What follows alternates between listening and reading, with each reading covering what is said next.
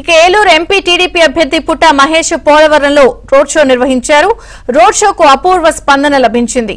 జీలుగుమిల్లి మండలం P Rajavaram, Kamayyapalem, P Ankampalem, P Narayanapuram, Kanakapuram, Rautugudem, Mulugampalli మీదుగా road show కొనసాగింది.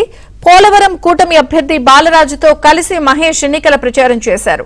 పలు గ్రామాల్లో కూటమి నేతలు బైక్ ర్యాలీలు నిర్వహించారు. వచ్చే ఎన్నికల్లో కూటమి నేతల గెలుపుకు ఓటర్లు సహకరించాలని మహేష్ పిలుపునిచ్చారు.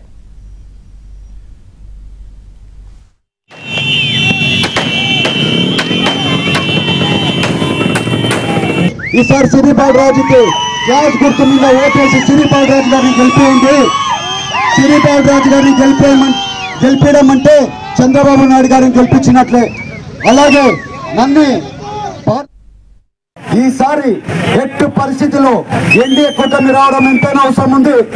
మన రాష్ట్రం డెవలప్ అవ్వాలన్నా, మన యువతకు ఉద్యోగాలు రావాలన్నా, మన పరిశ్రమలు రావాలన్నా ఎట్టి పరిస్థితిలో ఈసారి టీడీపీ గవర్నమెంట్ రావడం ఎంతైనా అవసరం ఉంది. మీరు అందరూ గుర్తుపెట్టుకోవాలి.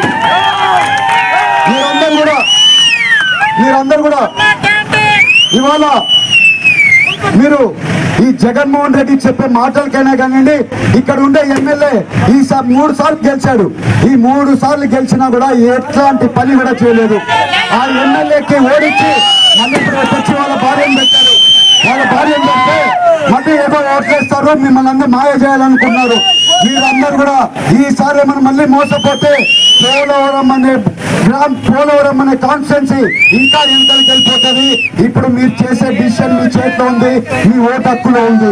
మీరందరూ కూడా మీ పల్లెల్లో పోయినప్పుడు చెప్పండి, మీ మిత్రులకి చెప్పండి, మీ బంధువులకి చెప్పండి, పోలవరం కాన్స్టిట్యున్సీకి చెప్పండి.